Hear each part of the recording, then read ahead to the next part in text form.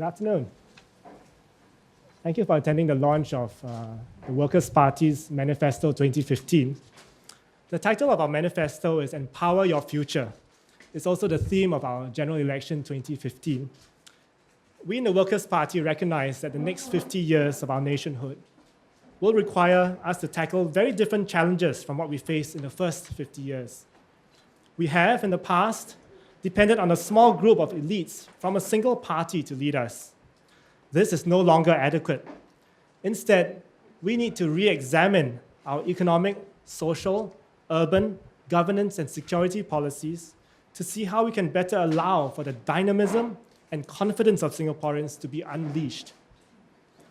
We believe that empowering Singaporeans entails a system of government where there are adequate checks and balances, but without political gridlock. A parliament that is monopolized by one party fails the test of rigorous debate, which is needed to scrutinize policies before they are implemented. This manifesto is a culmination of several years of research work, discussions, vigorous internal debates within and outside the party. The manifesto outlines the core thrust of the issues and proposals that the Workers' Party will be pushing for during this election campaign and in Parliament if we are elected. It contains over 130 proposals packed in 48 pages. The proposals are grouped thematically in 6 chapters, each expressing one of the ideals embodied in the crescent moon and stars of our national flag. I'm pleased to have on the panel today 5 members of the team which put together this manifesto. There are many others who put in countless hours into the drafting of this manifesto, and I would also like to recognize their tremendous efforts to make this happen. Our 5 panelists today will take you through an overview of the first 5 chapters. Daniel Goh will take you through chapter 1, which focuses on the Singaporean core and elaborates on our vision of a nation that is marching confidently forward, adopting a Singaporean core population policy that mitigates the effects of an aging society and limits foreign manpower growth to grow a sustainable economy. Leon Perera will go through chapter 2, which calls for economic security to foster confident workers and enterprises that will bring Singapore to the next level of development. Mohd Fairoz will share with you our proposals in chapter 3, which seeks to strengthen our education, family, social welfare, and healthcare institutions to help students and families realize their dreams. Kenneth Foo will take you through chapter 4, which envisions a Singapore that is our home and our city, co-created by Singaporeans who have strong roots to our land. And finally, Ting Ru will review chapters 5, which pursues an approach to governance that is guided by political accountability, transparency, balance, and responsibility. Chapter 6 contains our proposals on foreign relations and defense policy, which we will leave to you to read at your own leisure. I will now give the floor to Daniel Goh, who will take us through the first chapter of our manifesto. Daniel? Thank you, Gerald. Good afternoon, everyone. As you all might know, one of the key debates that the Workers' Party MPs were involved in the last parliament was the debate on the population white paper in early 2013. The government had named its population policy a sustainable population for a dynamic Singapore. The emphasis was to use immigration to grow the population to make sure the economy remains dynamic. The Workers' Party reversed the emphasis. We called for a dynamic population for a sustainable Singapore. Chapter 1 is a reiteration of our policy paper published after the population white paper debate. If we want to co-create a sustainable Singapore that will thrive to SG 100, we need to focus on fostering a dynamic population instead. Our key idea here is to drop immigration as a tool to plug in the gaps of a low fertility, aging society, and to adopt an almost obsessive, persistent focus on empowering the Singaporean core instead. First, let me say that the ruling party has misunderstood the problems of low fertility as well as the aging society. Surveys after surveys show that most young Singaporeans aspire to get married, settle down, and have children. The problem is not with the mindsets of young Singaporeans. It is therefore important to stop talking down to young Singaporeans and telling them to get on and have children. They want to. Something is stopping them. We need to solve the structural problems that prevent young Singaporeans from having kids. We need to improve the Singaporean family's quality of life to boost birth rates. The direct carrot and stick approach does not recognize that young Singaporeans have to make decisions to start a family in a complex environment with a murky future. We need to clarify that future and empower young couples. Our education system needs to change to a less stressful system that encourages innovation and creativity. Greater financial support should be given to families with young children. Flexi work arrangements, better family care leave, and other work-life balance policies are required to improve birth rates. The Workers' Party is neither anti-immigration nor anti-immigrant. We propose a pro-Singaporean immigration policy. In line with our focus on the Singaporean core, we believe the best way to integrate first-generation immigrants is through the family. Foreign spouses of Singaporeans should be given priority for citizenship, as they naturally integrate with the Singaporean family. This is also important because marriages between Singaporeans and non-Singaporeans are on the rise. Like the attitude towards young couples, the government's mindset on the aging society needs to be changed. The government continues to see an aging population as a disaster that is going to happen. For example, the term a silver tsunami. We believe that an aging society marks a triumph of our development. Our people are living together longer, healthier lives.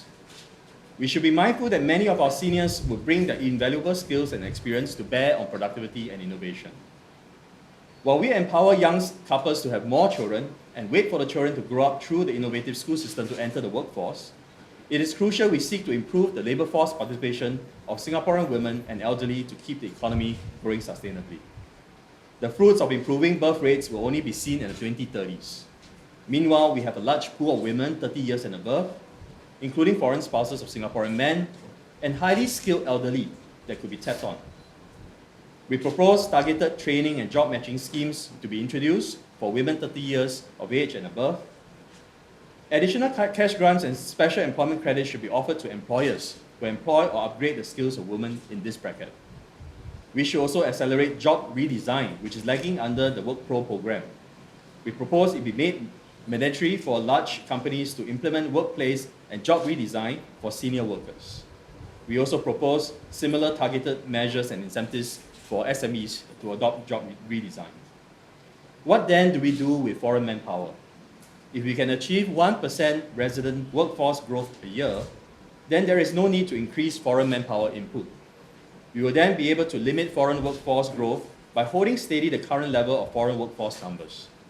There is then no need for the 6.9 million planning perimeter. Instead of obsessing over the 6.9 million number, we can then focus on empowering workers and local enterprises to confidently tackle productivity and growth issues. Thank you. I'll now pass the floor to Leon Perera, who will discuss the empowering of workers and local enterprises. Thank you, Daniel. For Singapore to be competitive in the 21st century hinges not simply on keeping costs low, but on raising productivity, promoting innovation, and nurturing homegrown enterprises. The ultimate outcome is not to create a dynamic economy as an end in itself, but to raise the quality of life of Singaporeans. We cannot raise quality of life if GDP shrinks. But what matters now is not just raw GDP growth, but the quality of that GDP growth per capita. We chose the title of A Confident Economy for this chapter because the common theme underlining our recommendations is to nurture greater confidence and empowerment among Singaporeans. The confidence to take risks, so as to start a business, to take time out of work to learn a new set of skills, to make career choices with potentially longer-term payoffs, to pursue one's passion, to take a risk and make a career switch to a sunrise industry, even if that industry has not yet taken off. Singaporeans need to feel confident enough to take these risks because without this, we will never be able to invent, discover, and pioneer new business models. Only confidence can unleash the innovation and entrepreneurship that can drive productivity, including total factor productivity, which is absolutely key for a first world economy in the 21st century. Many Singaporeans do not have a substantial level of savings and generally cannot draw on their CPF for emergencies. This fosters insecurity that tends to make many Singaporeans focus on short-term, day-to-day economic goals of making ends meet and raising income, rather than taking risks with longer-term payoffs, both for themselves and the economy. We recommend several measures to increase the confidence and economic security of Singaporeans in such a way as to promote these goals. Firstly, on retirement adequacy, when most Singaporeans retire, they will receive too little from CPF Life to live on as a sole source of income, even if they meet the minimum sum, since half of that sum can come from a property pledge. There is an urgent need to enhance our retirement adequacy system to give Singaporeans the confidence and security to take risks and follow their dreams, rather than focusing on accumulating cash on top of all the cash that has gone to purchasing their HDB flat so that they can retire. The Silver Support Scheme is a step in the right direction, which the Workers' Party supports. But we can do better. We recommend a few changes to the CPF and Silver Support. Firstly, to enhance payouts by returning part of the long-term spread between CPF interest rates and returns on GIC's investment of those CPF funds to CPF members, thus effectively enhancing interest rates, but in a sustainable and prudent way. Secondly, to inflation index CPF Life and Silver Support payouts, so as to protect Singaporeans from future inflation, to give Singaporeans more predictability over their retirement, and to insulate these schemes from short-term political pressures. Next, we propose a national minimum wage. This will strengthen incentives for employers to invest in raising productivity through investment in training and technology and so on. The national minimum wage, or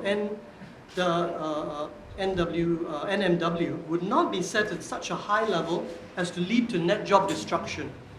We recommend that it be pegged to a percentage of the government's average household expenditure on basic needs, or AHEBN, that is gradually increased to be equivalent to the AHEBN. So we start with a percentage and we increase that to be equivalent to AHEBN.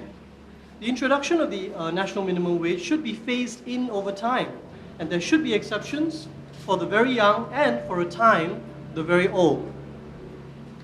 There should also be a longer phase-in time for those sectors dominated by foreign workers, so as to allow companies more time to adapt, though the end goal for those sectors would still be to meet the national minimum wage by way of salary plus foreign worker levy. If properly implemented, the national minimum wage should foster. If properly implemented, the national minimum wage should foster greater economic security and well-being, which is an end in itself, while fostering the kind of confidence that raises first-world economic competitiveness. It should also act to incentivize employers to raise the productivity of lower-paid workers. And lastly, the Employment Security Fund. We propose a mandatory unemployment insurance scheme that would reduce economic insecurity and enable Singaporeans to feel confident enough to make longer-term career choices, rather than always worrying about the next few months or the next year. This would be set at 0.1% of basic salary, equally contributed to by employers and employees. Payouts would be made for 6 months after involuntary unemployment at 40% of last drawn salary, up to a cap of the median wage. Similar schemes exist in many first world countries. Together with our other recommendations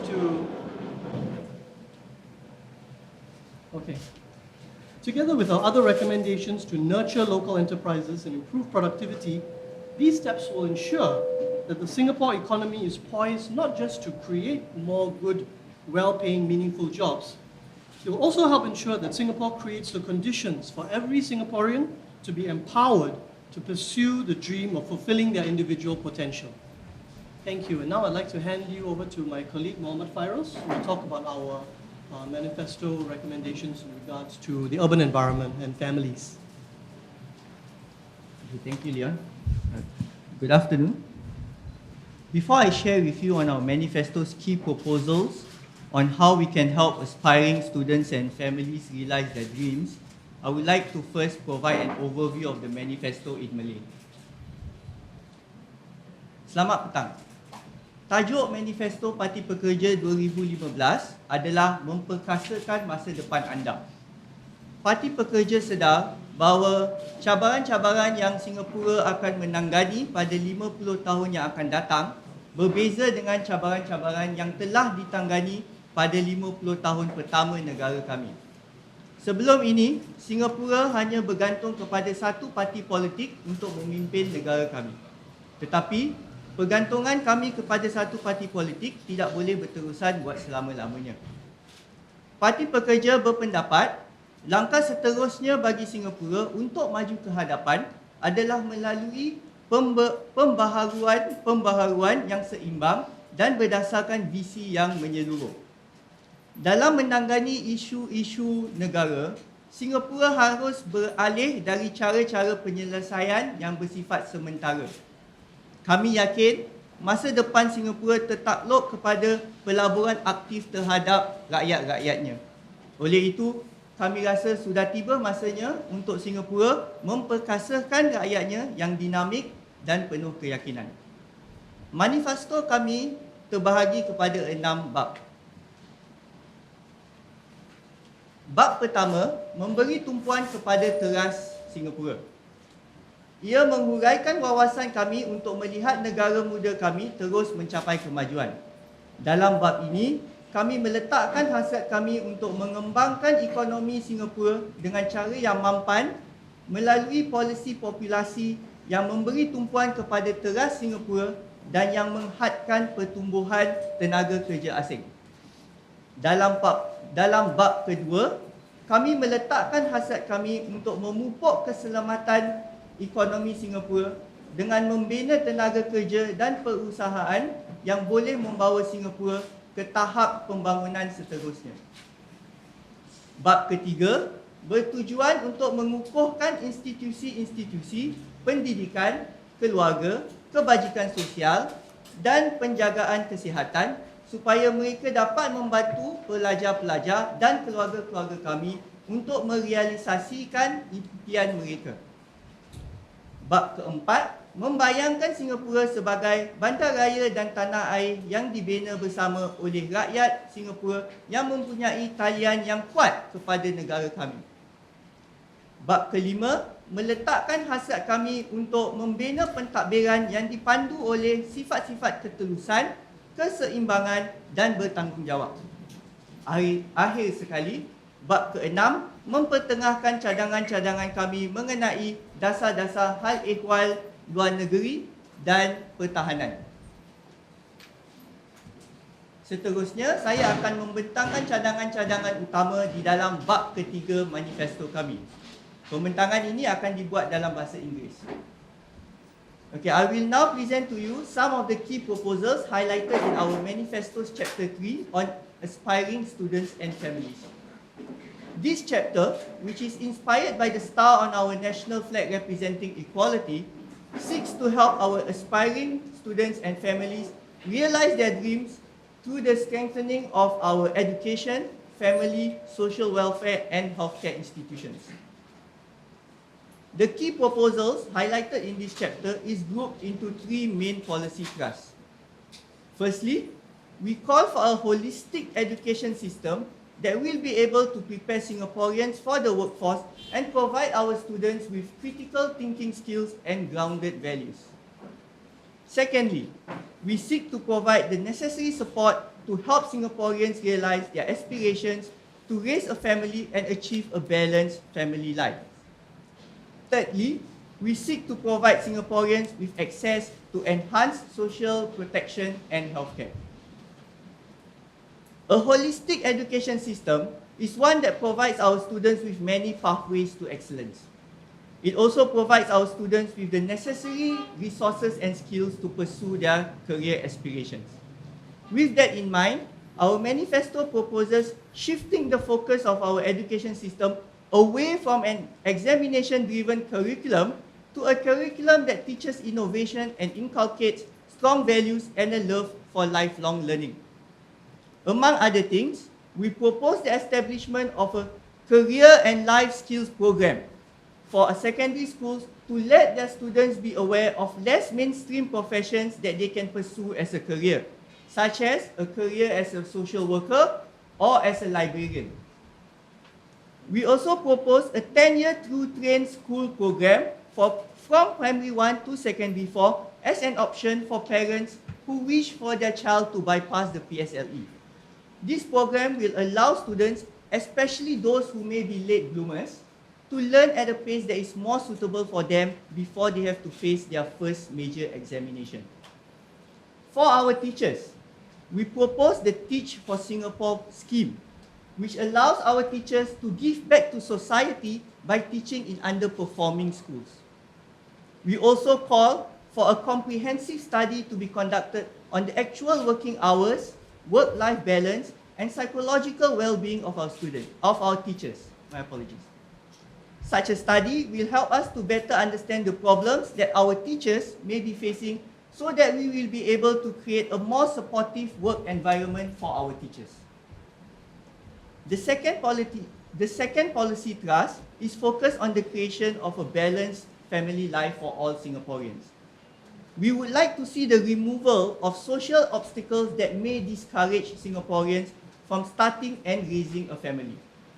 These social obstacles can be removed if we were to further enhance and extend current policies like the Child Development Account, the Kindergarten Fee Assistance Scheme, and mandatory childcare leave.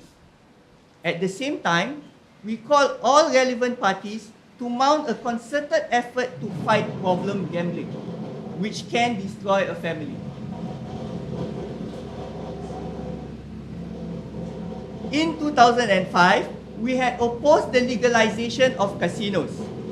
We now propose that no more casinos are to be built beyond the existing two, and the prohibition of all online and remote gambling. Lastly, we seek to provide Singaporeans with access to enhanced social protection and healthcare. In 2014, our MP, Mr. Mohd Fairoz Abdul Manap, had proposed to establish social protection steps pegged at 30%, 50%, and 80% of the annual median monthly household income per member. We once again call for the establishment of such a social protection step. On healthcare, we propose the monthly household income cap to qualify for the Community Health Assist Scheme, or CHAS, be raised to the median monthly household income per member, so that more Singaporeans will be able to benefit from CHAS. At the same time, we also call for a review of the subsidy and Medisave usage caps for the treatment of chronic diseases.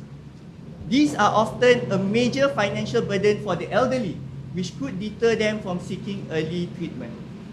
We would also like to see coordinated efforts from relevant bodies to improve health literacy amongst Singaporeans. We firmly believe that all the proposals listed in this chapter will allow Singaporeans to lead a more fulfilling lives and to realize their dreams. I will now pass the microphone to my colleague, Mr. Kenneth Fu. Thank you. Before I move on to the chapter on the next chapter, I would like to use Mandarin Chinese to actually do an overview of our party manifesto. 我们工人党的党章，2015年的党章启发是来自新加坡的国旗星星与月亮。我们的党章分为6章，第1章是以月亮代表一个年轻的新加坡，我们着重于打造一个新加坡人为中心，充满信心，以迈步前进的国家。我们建议以新加坡人为优先考量的政策，以及减少对外劳的增长，以达到稳固的经济的增长。第2章是代表着进步，我们提倡有保障的经济，以提升公有与企业的信心，而间接带领新加坡继续发展。第3章是代表公平，我们希望加强教育、家庭、社会福利和保健体制，帮助国人实现梦想。第4章是代表着公正，远景是与新加坡人共同打造我们的城市、我们的家。第5章是代表着民主，我们追求的是透明、平衡和负责任的治理。第6章是代表和平，我们建立积极的外交和富有自信的国防，让新加坡成为促进世界和平发展的国家。Please allow me to move on to the next segment on creating a better city and home for fellow Singaporeans. Just like any other Singaporeans, I'm proud to be living in this country and would like to start a family of my own in the near future.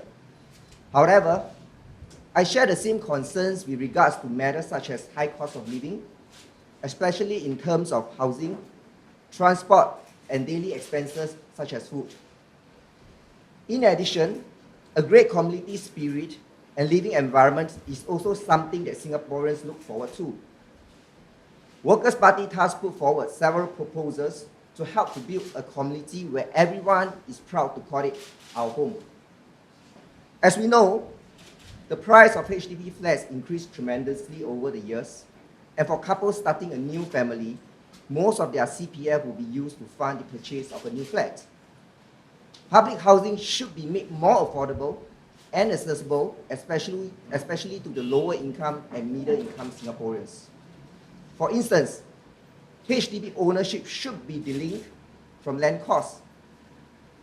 In addition, HDB should maintain a buffer of new flats to meet the demands and reduce waiting time for new couples. We propose that for the first-timer BTO applicants on the fiancé and scheme be given priority up to their third try in selecting a flat, to minimize the waiting time for couples to buy a flat and plan to start a family. For young Singaporeans who just joined the workforce, most of them would have to rely on public transport for their daily commute. According to LTA, the average ridership for MRT in Singapore was 2.6 million in 2013. As such, it is important that public transport, such as MRT, continues to maintain its reliability and cost at an affordable rate for Singaporeans. We propose that all public transport assets, including buses and MRT trains, should be owned by the National Transport Corporation and delivery is contracted out to public transport operators. If the public transport operators fail to perform, NTC should take over and run the services in the long term.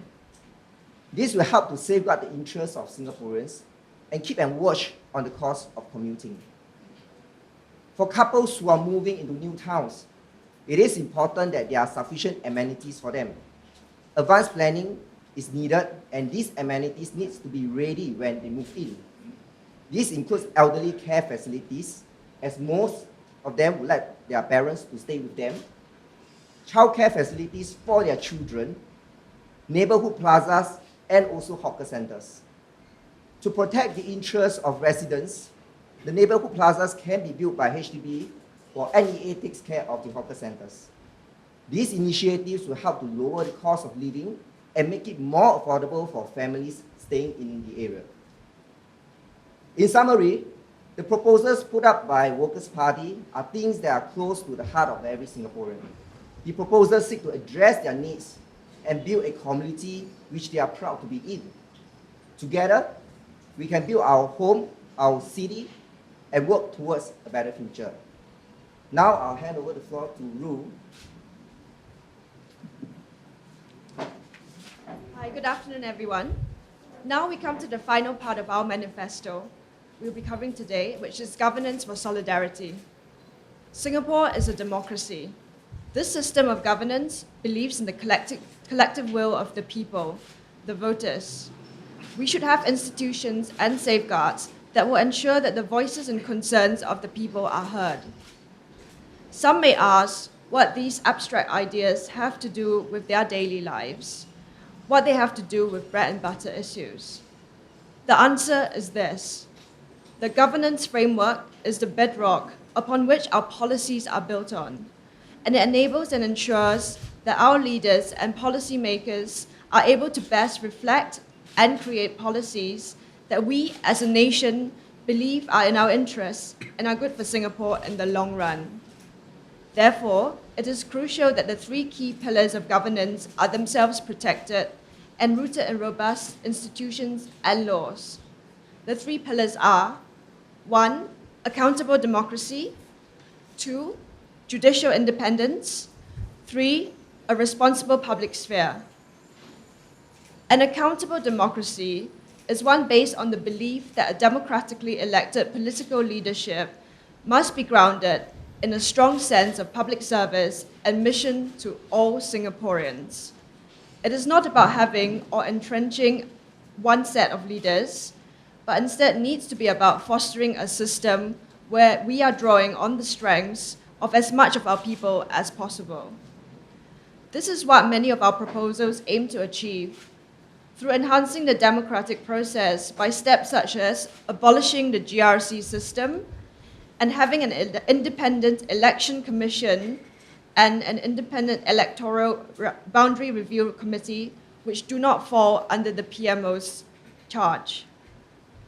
Judicial independence is also needed to ensure due process, to safeguard the interests of stakeholders, and to have accountability for executive actions.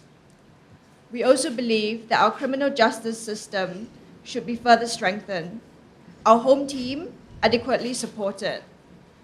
We repeat our call for the replacement of the Internal Security Act with a dedicated anti-terrorism law. The final pillar of our governance system is a responsible public sphere. We believe that Singapore needs a responsible, informed public rooted in government transparency and accountability.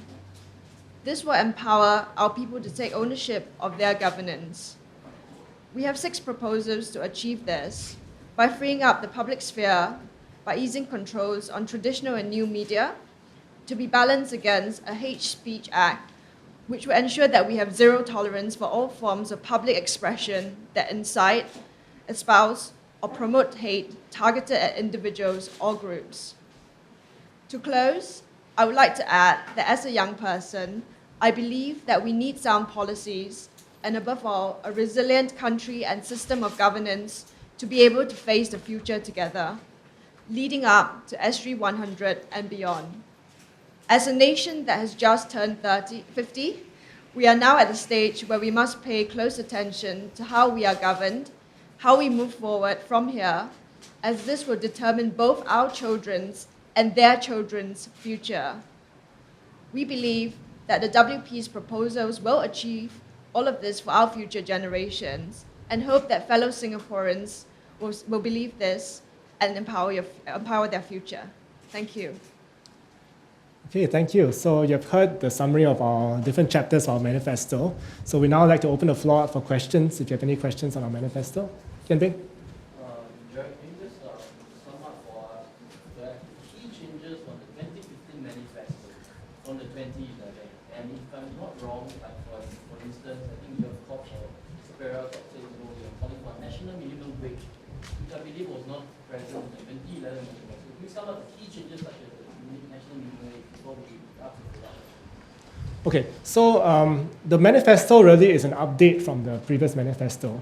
Of course, from 2011 until now, there have been lots of changes in policy, lots of changes in our population as well. So we have taken all the information that we have gathered as a result of the parliamentary debates to update our manifesto. In some cases, we have retained quite a number of the proposals that we had because we feel that it's still relevant. In some cases, we have updated it with some new proposals, for example, the national minimum wage. So if you have any questions on specific proposals, we'll be happy to take them. Out of 130 proposals, Yeah. how many are new? We haven't enumerated that.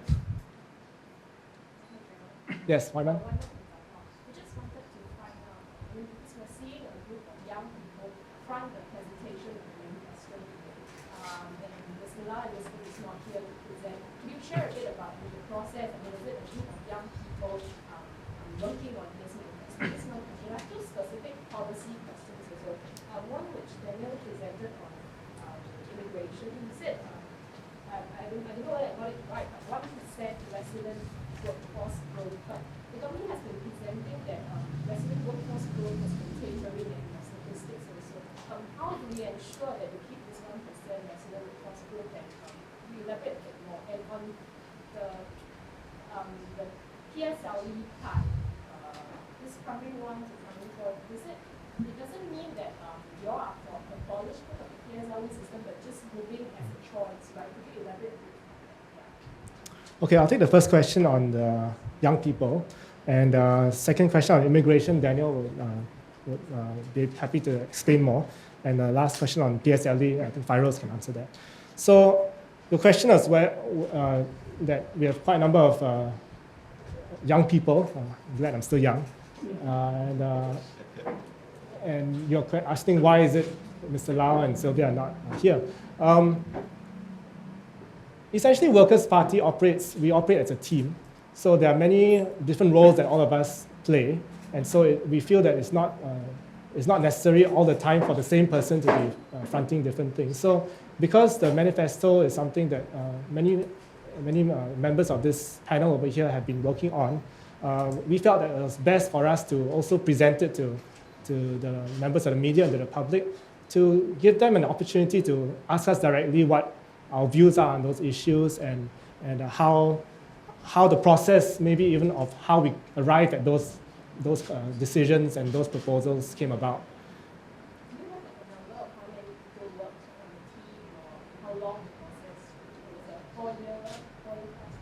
Well, I mean, I said just now that it took several years to come up with this manifesto, because the manifesto is really the work of the last 4 years of research since the last election. So it includes research in terms of our own individual research into parliamentary speeches. Many of the parliamentary speeches that our MPs made over the last 4 years have been incorporated in this manifesto. So there's consistency in what we've been saying all this time. In terms of the number of people working on the manifesto, it's quite a large number. I don't have the exact number right now with me, but it was quite a large number of people, both persons within our party, as well as we reached out to subject matter experts outside of the party to get their views of issues, to understand the matters on the ground more carefully. Well, regarding the 1% resident workforce growth per annum, it's not a new proposal. It was in our population paper policy proposal. So that was published in 2013 after the debate. So it was also a figure that was debated in Parliament. The question is, can we ensure it? Can any government ensure anything? I mean, the thing is that we need to focus on trying to do it and to try to obsessively, do our best to get the 1% growth. Now, is it possible? I think that's a better question. Whether we can ensure it, that's a different question altogether. The question is whether it is possible, how probable it is for us to try to accomplish the outcome. Now, so is it possible? Yeah, we have a large pool of women who are aged 30 years and above. And if you look at the graph, labor force participation rate starts to decline from that moment when women are more aged 30 years and above. Right? So the reason why is because people opt out of the labor force when they want to start a family and give birth. They might have problems coming back later because they'll be taken maybe 5 years off, 6 years off, 7 years off to raise the children. Now they want to go back. They may fear that the labor market has changed. So we need a system in which we cater to that to this insecurity, and this is the thrust of our chapter 2, which talks a lot about workers' confidence and trying to give them employment and wage security. And in the same spirit, one of the proposals that we have is targeted training and job matching skills for female workers.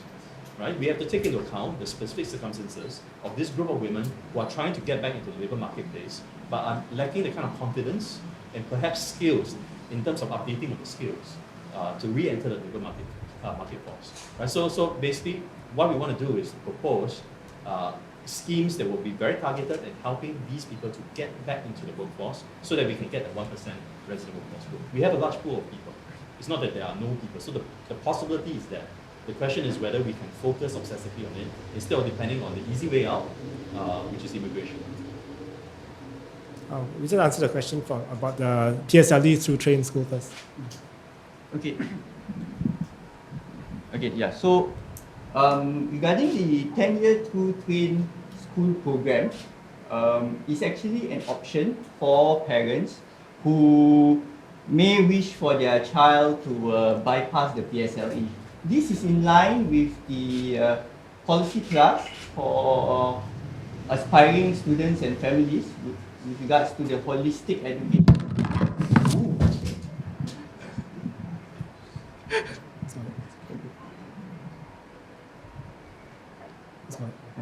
Okay, yeah, so again, I said this is in line, the 10-year 2 trains school program is in line with the policy thrust that is related to the holistic education system, which provides more pathways to excellence for our students. Okay? So it is an option for parents who may wish to, for their child to bypass the PSLE, and it's useful especially for students who may be late bloomers, right? So that they may be able to, learn at a better pace before they have to face their first major examination. Ting Ru. Perera already understand a little better. Mr. Perera spoke about national minimum wage. It's not long ago we also had all this debate about whether should we have one. That's why they recommended the PWM system, the Progressive Wage Model System in Singapore. I'm wondering whether you could share. You think this PWM is not good enough? Why do you prefer a national minimum wage? Because you guys also argue they need other problems like unemployment or artificial pressing down wages. So I'm wondering whether you could just explain that trust. I think as an education, you mentioned about career courses and open up the options for careers. You also spoke about the need to shift away from an exams system. I'm just wondering, because it seems a bit more of a parallel already being done in skills future right now. I mean, and also we have been trying to open up more pathways through, like for instance, the normal stream figures can also take express courses, that sort of thing has been done.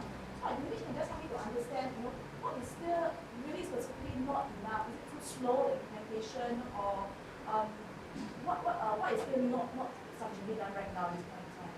Yeah.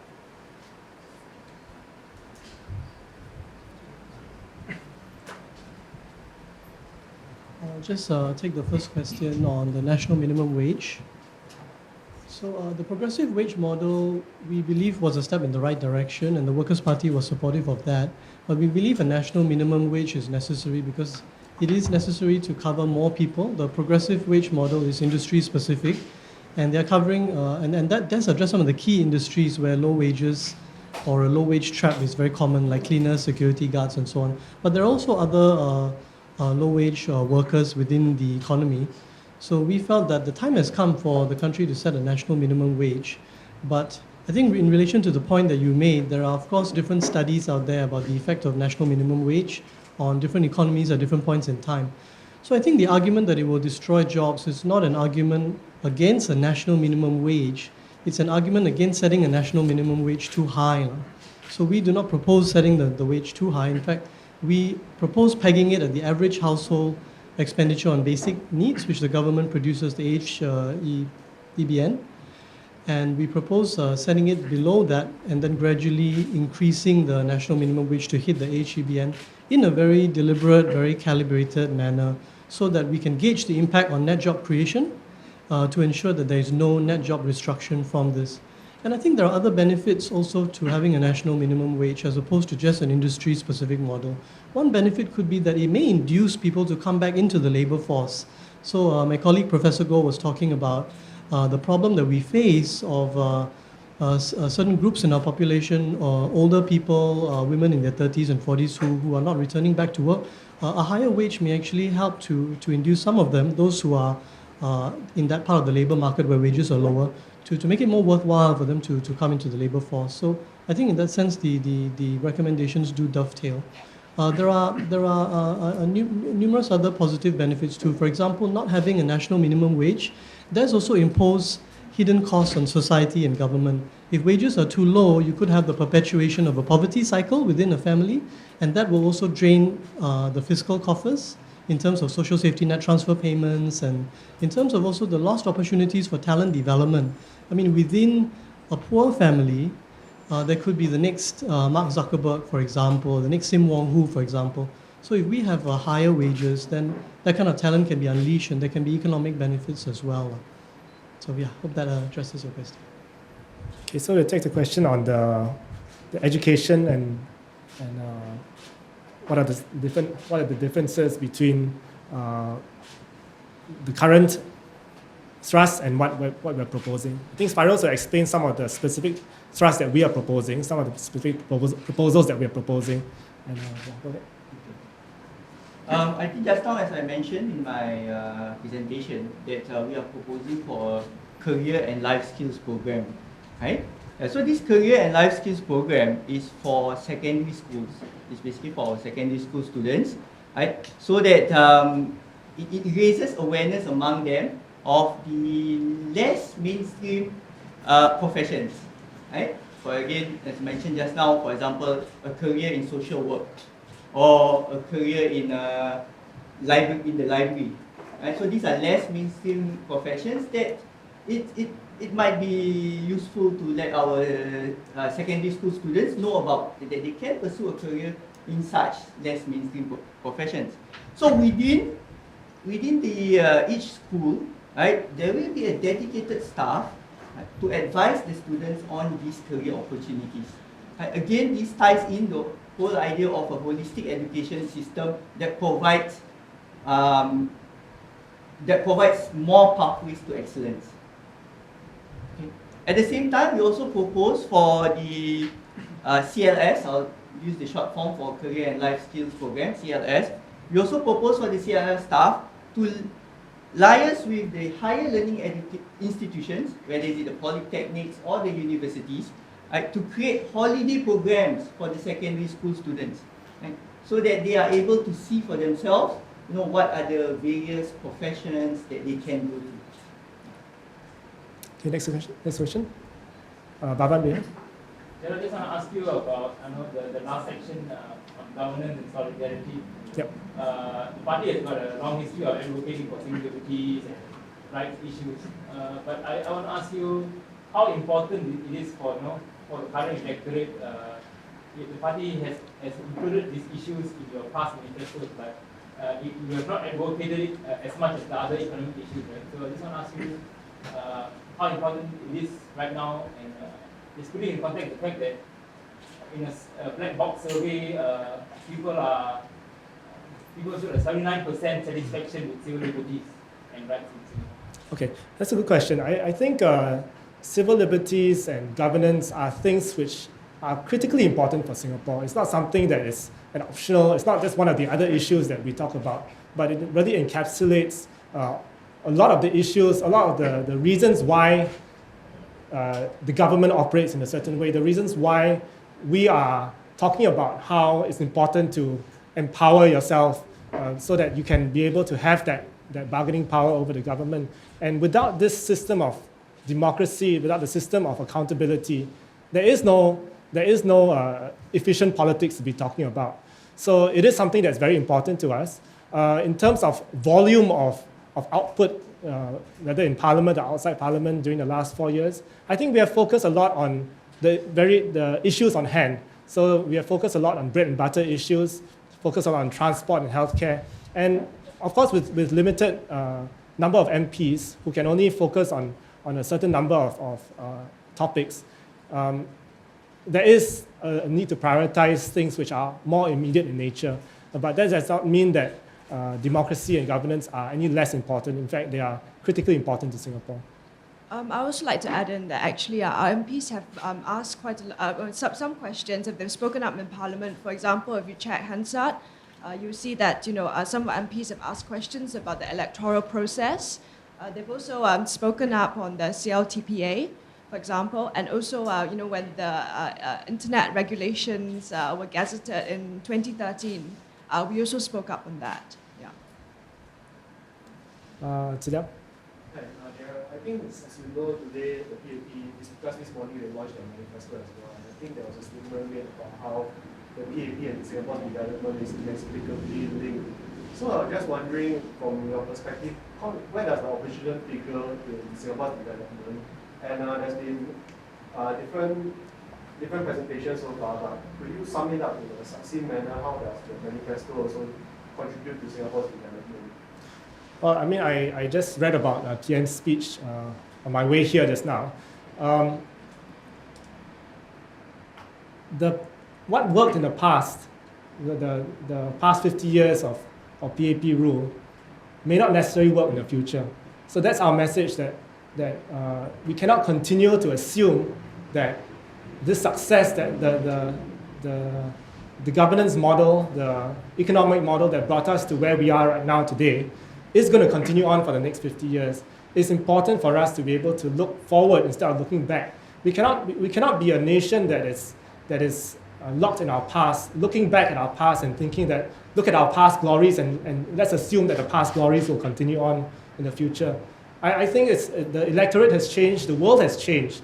We need a new approach to a lot of things, a lot of issues, a lot of challenging problems that we face as a nation, which requires new ideas, new people to come in to bring those ideas to the table, to discuss it.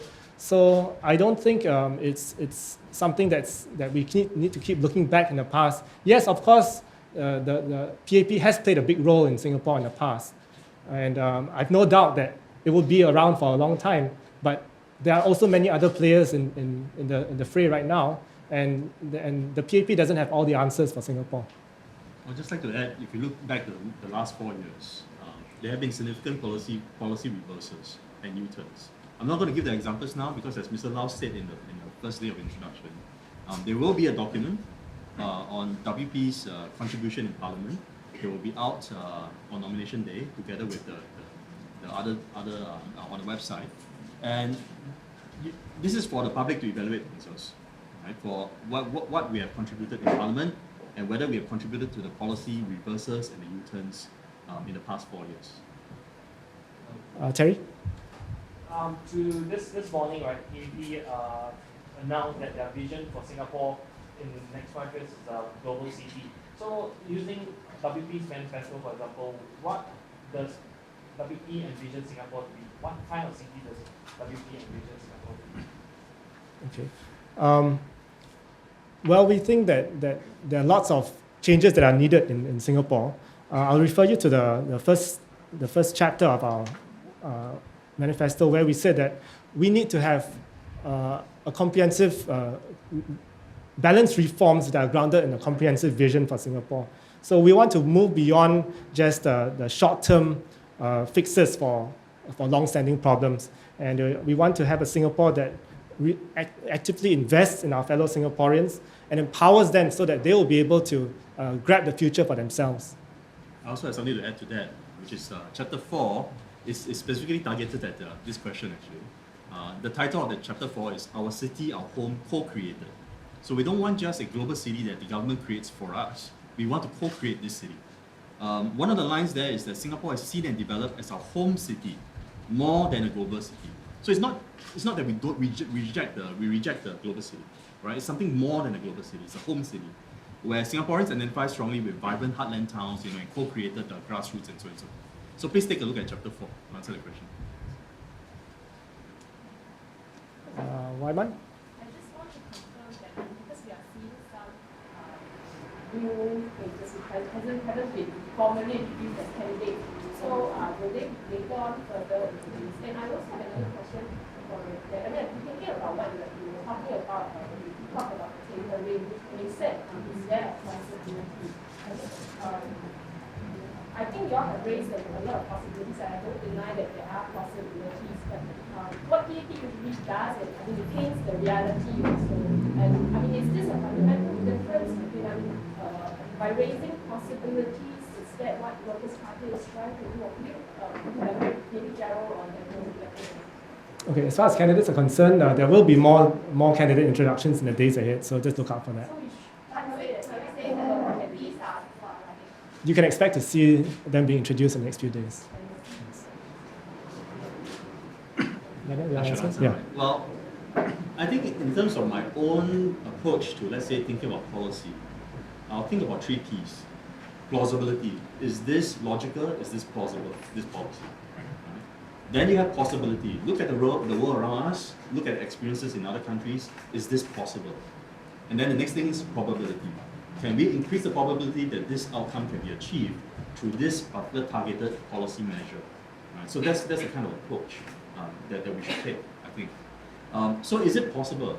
Yes, I think a lot of other countries have achieved very high labor force participation rate among females and among the elderly, especially those who want to continue working. I'm not talking about forced employment of elderly, right, and extension of retirement age so as to force them to work.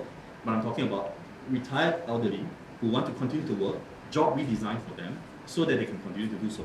Right? So we're talking about increasing the workforce participation rate. Yeah, highly possible. Whether it is probable or not depends on whether the government adopts the policy, and this is where we play the part. We try to make it as probable as possible, right? Because we are not the government. We cannot be setting the policy. The government sets the policy.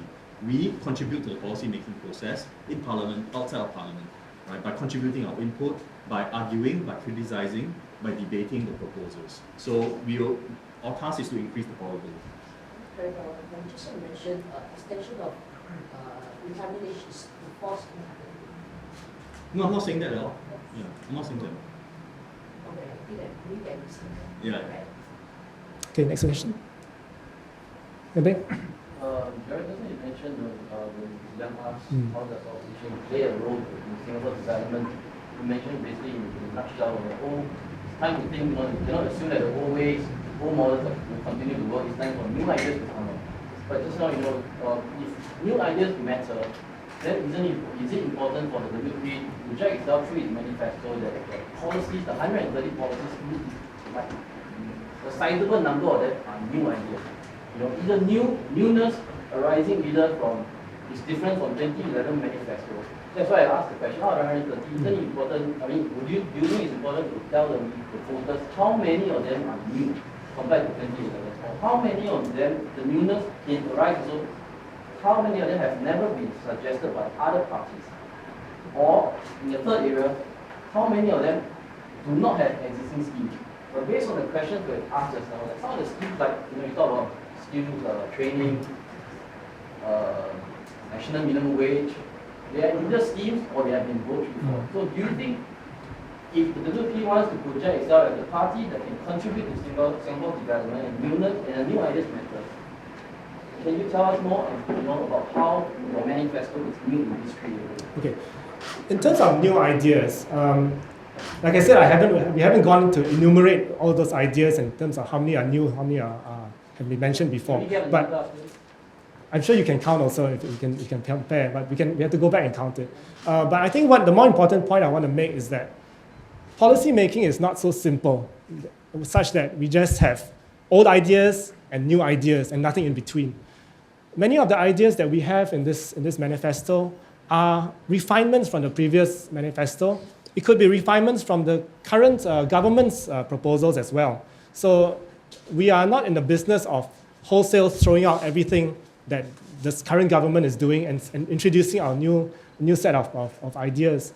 I don't think that would be responsible, and I don't think that's very wise. What we have in our manifesto is a whole lot of proposals which have been really seriously thought through, have been properly researched to the best of the available information that we have. We've talked to people on the ground. For example, for the healthcare section, I talked to doctors, I talked to GPs to understand what are the real concerns and the issues that are on the ground. And so from there, we come up with the refinements to the current proposals. And I think the value that we bring as a political party is not just about, wow, bright new ideas. I think bright new ideas, you can find bright new ideas in a lot of places. You can find it on the internet. Academics come up with bright new ideas. But I think the value that we bring as a political party is that we study the ideas, we talk to people on the ground, we understand the ground, and we also understand the policy aspects of it, and we push through those ideas in Parliament, outside of Parliament. And without a credible slate of opposition MPs, without a sizable slate of opposition MPs, I don't think you can expect a lot of these ideas to be able to be pushed through. We are not lacking good ideas in Singapore. There are so many good ideas out there. It's a matter of who is able to push through those new ideas. Is it going to be the government? The government likes to portray itself as the holder of all the great ideas and the one which is the initiator of all the good ideas. But I don't think we should operate on that aspect. We don't go on the assumption that we have all the good ideas, but we listen to people, we understand them, and if we think that this is an idea that is useful for Singapore, we will push it through. through the parliamentary process, through other speeches and statements that we made. Then a quick follow-up. Yeah. I was just asking, let's say national minimum wage, right? Perera mentioned that the time has come for this national NMW. I just want to ask, the time has come to allude to several factors, either in the economic condition, demographic factors, all this. But he didn't. I'm just wondering whether another factor is the party's perception that now the time has come is able to push through some of the more difficult ideas compared to 2011 because you have a sizable slate, or you think that maybe after this G you can push through. Is that a factor? Well, I think it's twofold.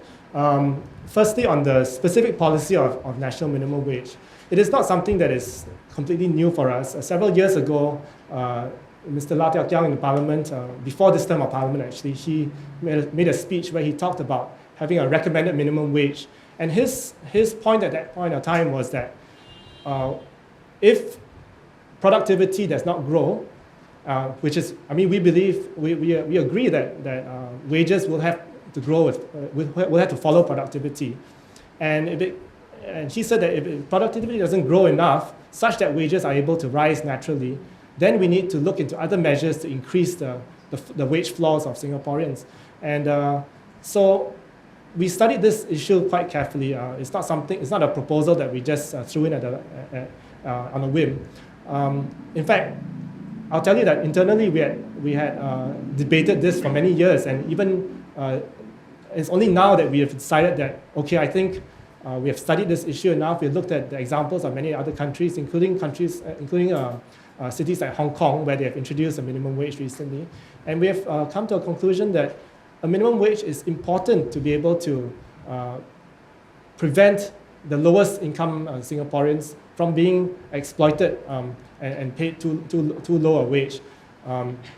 And secondly, it's important for us to look at other measures besides just assuming that productivity would increase, because productivity has not increased in the last 4 years.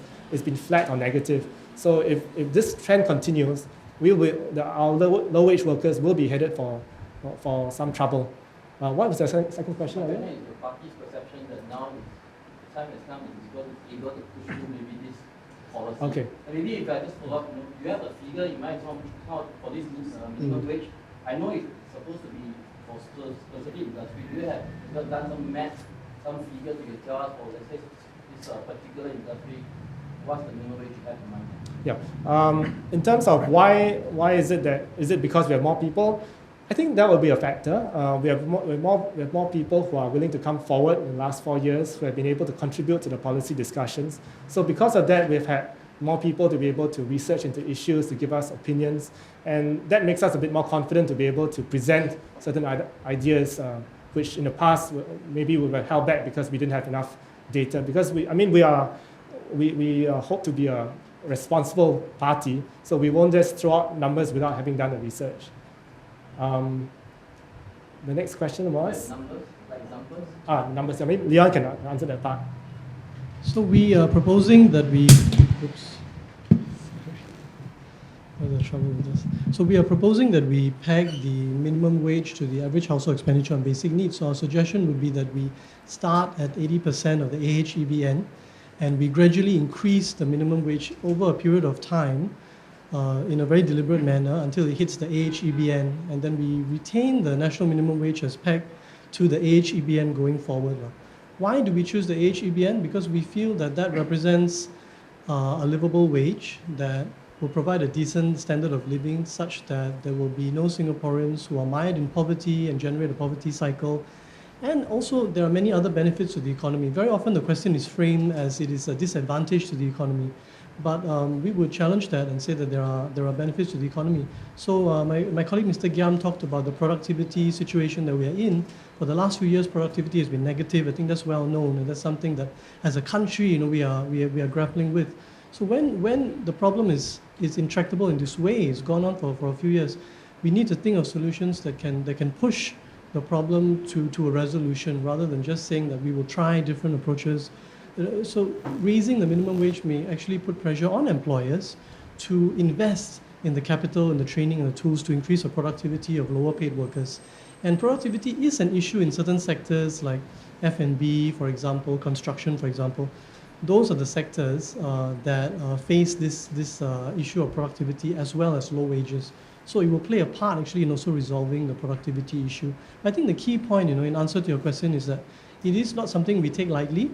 We suggest that it be introduced in a phased, deliberate manner, and we will look at the effect on net job creation as we do so, because obviously we have to take that very, very seriously.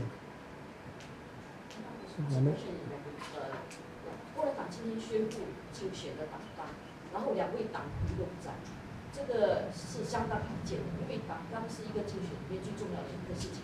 然后2位党魁不在，虽然刚才你们说，因为这个党纲，这个竞选纲领是年轻的议员们、年轻的成员们提出来的，但是怎么让人家知道这个党纲里得到的党魁们的首选？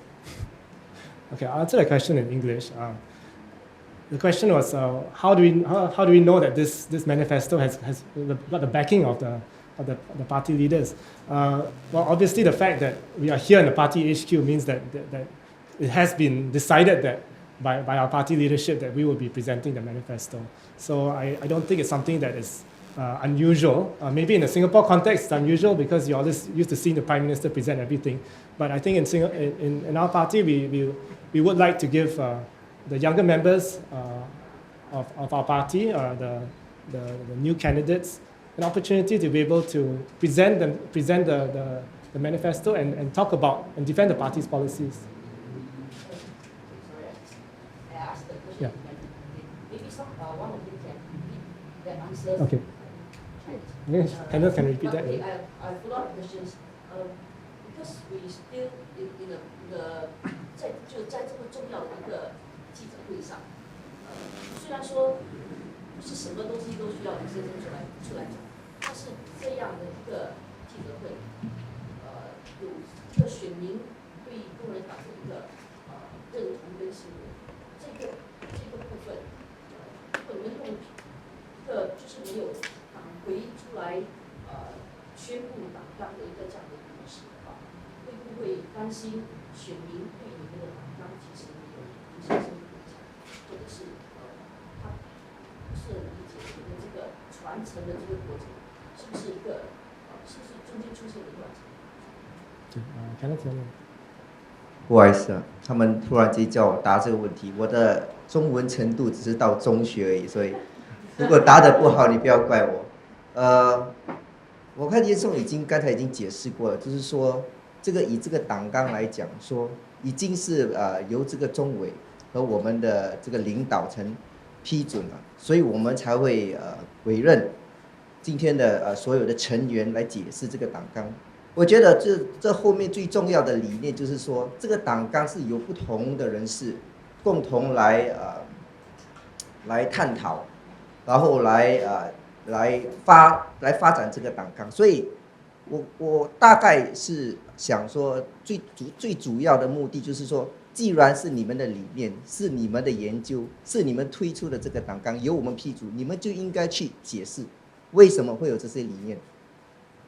对，所以就是说为什么这群人今天会坐在这里，而党魁不在？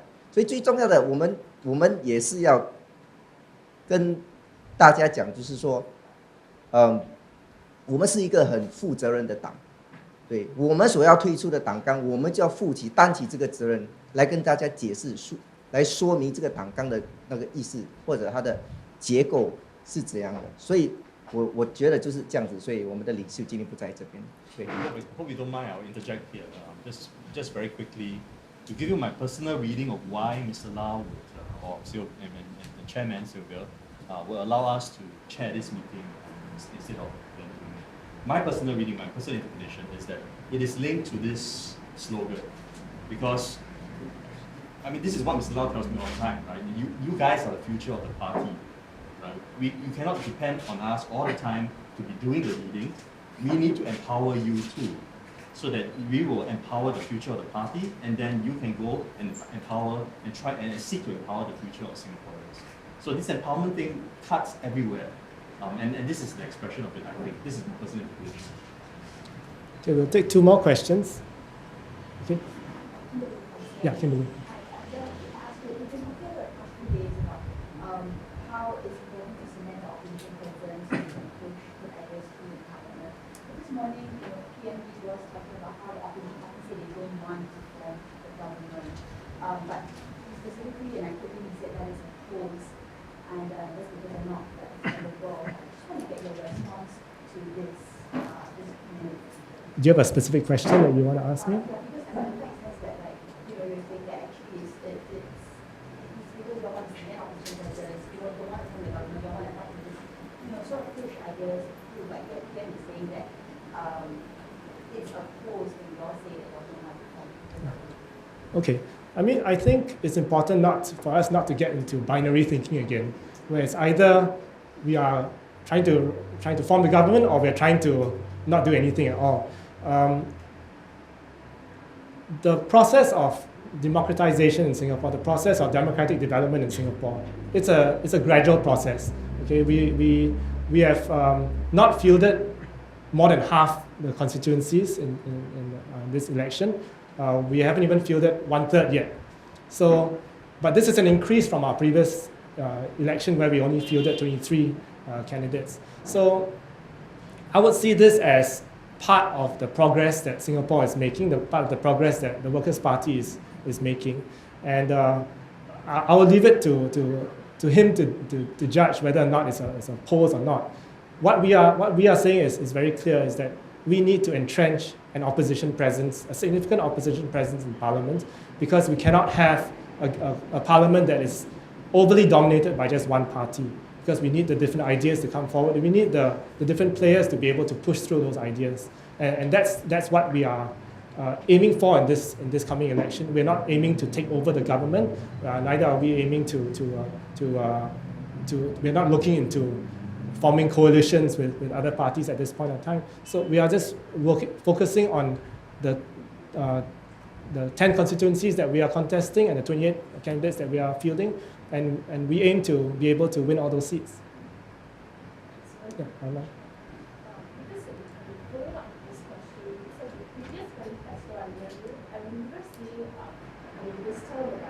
Long-term goal will be to form a government. Is this in the current manifesto as well? It is not. Yeah, it is not worded there, but it is still that is still relevant to us. Why was it purposely?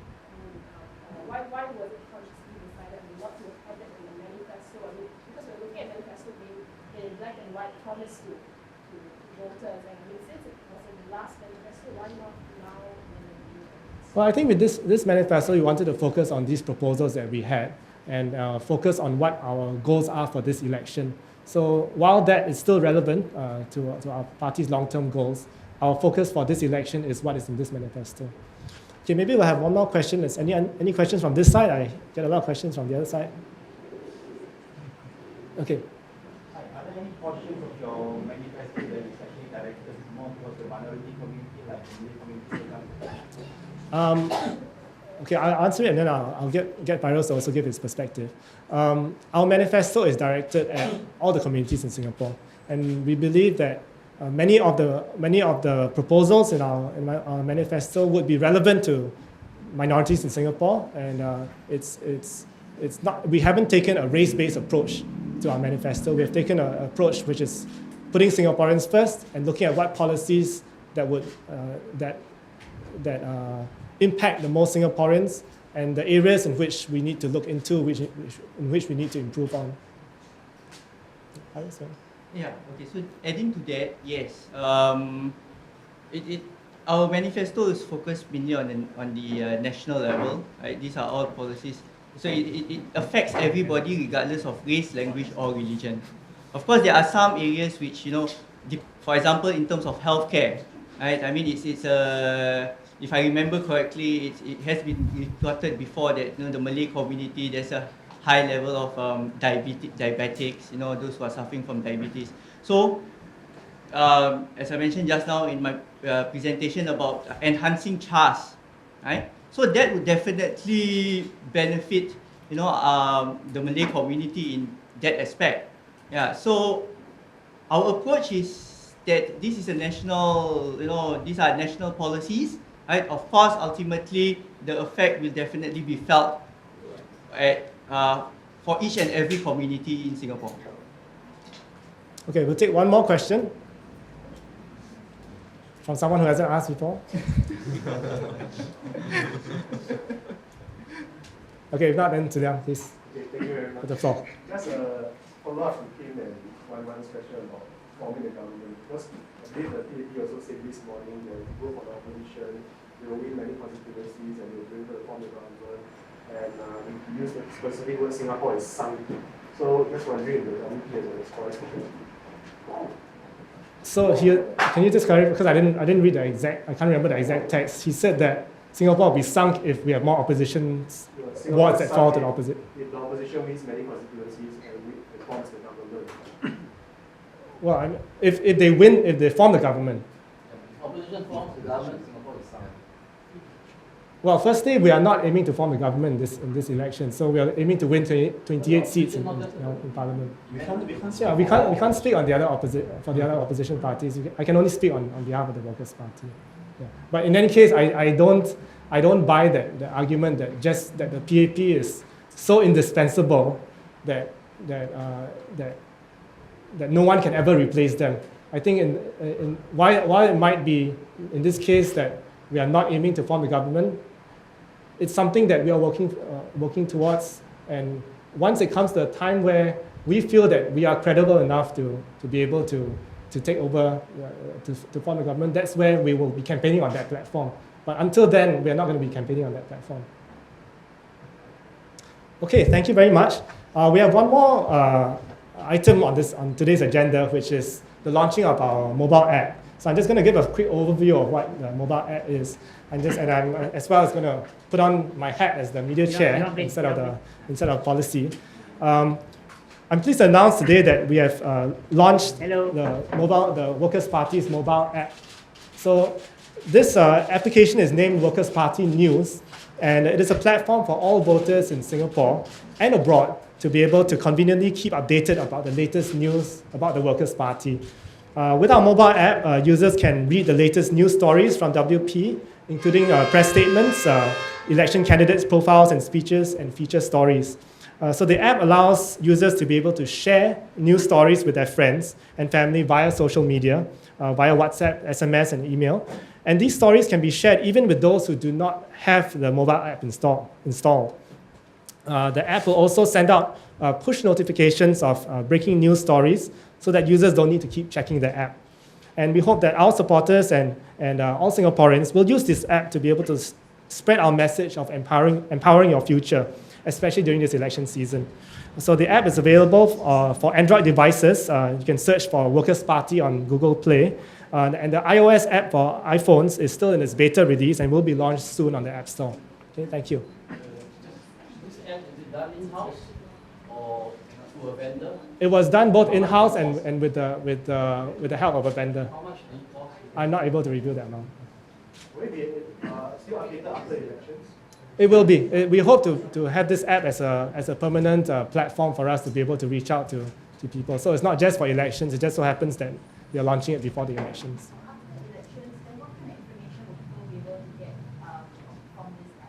Well, we intend to post things like, let's say we are, some of us are elected in the parliament. We intend to post things like our parliamentary speeches, press statements, any kind of news that people will be interested to hear about Workers' Party. So I'll invite members of the media also to include that, to have that app, because we will be posting things and you'll get a push notification when the news is posted out.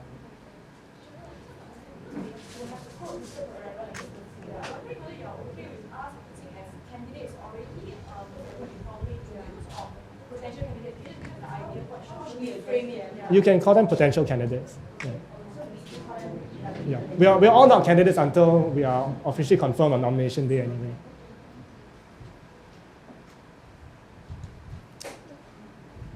Okay, thank you very much. We have some copies of the